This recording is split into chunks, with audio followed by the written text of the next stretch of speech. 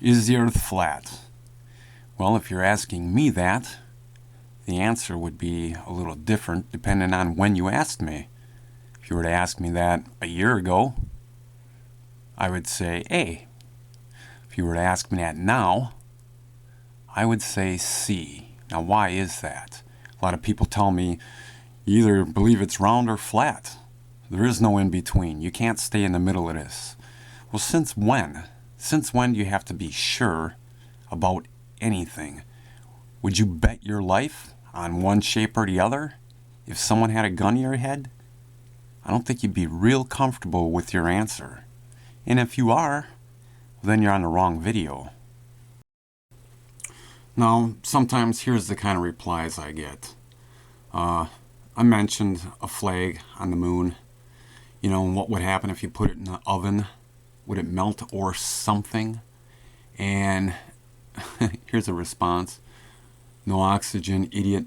Perfect example of the people that comment on here sometimes. But let's take a look at or something. I mean, did you really think about it yourself? Yes, I did check and see what the melting point of nylon is.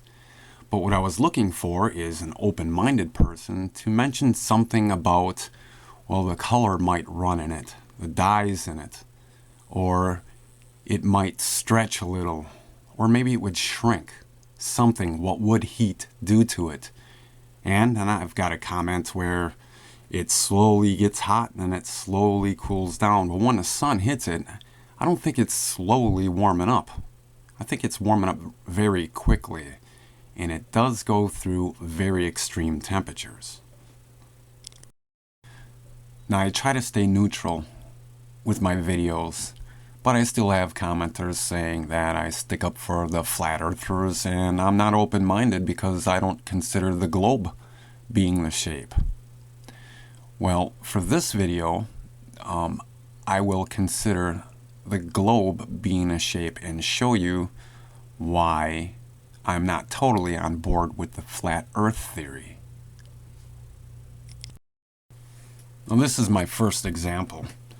You all seen this. You see the rays shooting, and they're shooting at different directions, and it appears that the sun is not very high above the clouds. Well, flat earthers believe the sun is around 3,000 miles up from the surface. And clouds are, what, maybe a mile and a half? So we don't know the distance between this point of the cloud and this point of the cloud, as opposed to the distance over here and over here. We don't know the distance. We are up in the air a little bit, but this doesn't tell me that the Earth is flat or the sun is not 93 million miles away. If we were in this photo up in a plane exactly between the clouds and the water, maybe these rays would look straight. You know, this is from a ground level perspective. You're not up that high, so you can't really tell. So I don't buy these. Now here's some of the things I've been using in my videos, and we'll take the moon to start with. Well, I'm not totally on board with the flat earth theory. Now, in the northern hemisphere, we see the moon like this. In the southern, we see it like this.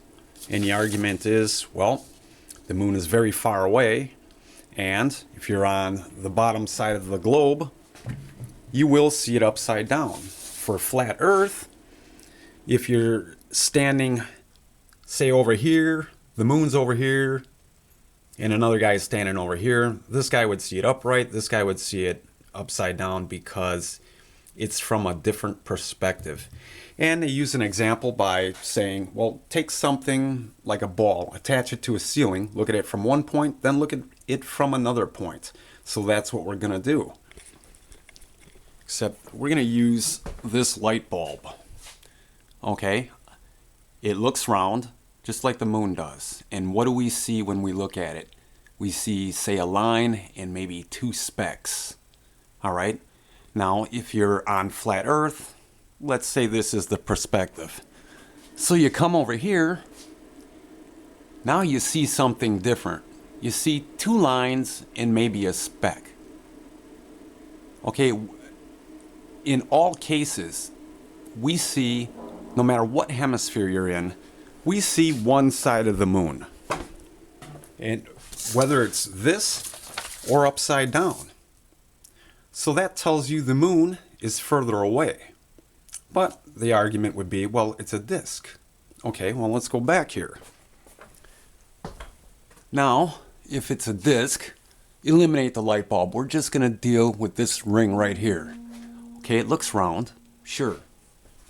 From over here, it's not round anymore. Now it's kind of what they say, oblate. Right, so it can't be a disk. It doesn't look like a disk to me. It looks round. Another way I'd debunk flat Earth is I'd use these two maps. I mean, these are common. The UN flag, the Gleason map. The Gleason map came out in 1892. Well, the UN flag symbol did not come out until December 7th, 1946. At least that's what I read anyway. Which happens to be 5 years after Pearl Harbor to the day. I find that a little interesting. But when you look at this map here, it says New Standard Map of the World. So we're to believe this is the world. And it's missing a little chunk here. Well, I went on Google and I found the patent for this. I've never seen this before. I thought this was very interesting because up at the top here, it says time chart. And it shows two arms on there. And actually this will tell you the time of day in different places of the world. At least I believe it's more like a watch or a clock as opposed to a map. So according to the patent, this is just simply a time chart and not a map of the world. And if you look at this, you'll see Australia is bigger than the United States.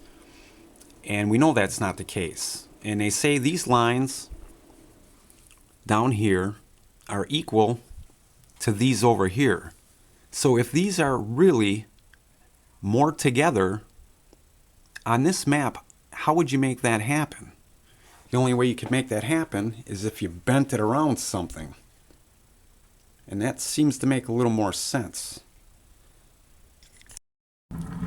Alright, my last example will be if the Earth is flat and the Sun is about 3,000 miles up in the air, that is the distance of about the United States. Well, I have this screw here, it's a little bigger, but when I stick it in here, it should be about 3,000 miles in the air. Now this is the top of the Sun. If we could see the Sun from the United States, why can't Australia see the Sun way off in the distance, a bright glow, if the world was flat? These are the problems I want people to address. I mean, some they would say, well, as light goes through a great distance through the atmosphere which contains moisture, it is bent downward, and that's what gives us darkness. Okay, that's one explanation. But I'm also looking for other explanations. Like, let's talk about the dome. If there is a dome, we don't know what the shape is. I mean, everyone thinks of a perfectly round dome. Well, what if the dome were to look something like this? Okay, and as you see, the center of the dome would block out the Sun from Australia. Let's cut this in half and take a look at it a little bit better. So there's my dome. And you can see if the Sun were bouncing off of this, or just being blocked by this, they couldn't see it in Australia. Those are the kind of answers I'm looking for. You have to explain it somehow. Alright, no one knows what the dome is made out of. If you take a magnifying glass, right, and you set it up on something, when you pull it back, something happens, and the image is actually upside down. I mean, that could be what's happening to the moon. Who knows? I'm not saying that's what's happening. I don't know. So those are some reasons to why I am not a true flat earther. But some things just don't seem to make sense either way. And we're all in this together, basically, whether you like it or not. I mean, you can swear at someone, insult them, but in the end, we still live on the same planet. So, if it's a globe, let's verify it. If it's flat, let's prove it. I mean, it's as simple as that. Now, if you believe in the Bible, and it rained for 40 days and 40 nights, whether the earth was a globe or flat, it was flooded. Land was covered. Where did all the water come from?